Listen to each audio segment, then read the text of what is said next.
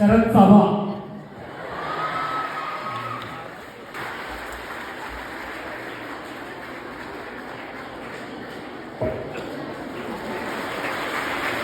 ഞാൻ ഇപ്പോഴും പറയാണ് സജേട്ടാ, ഇവിടെ സേഫ് അല്ല.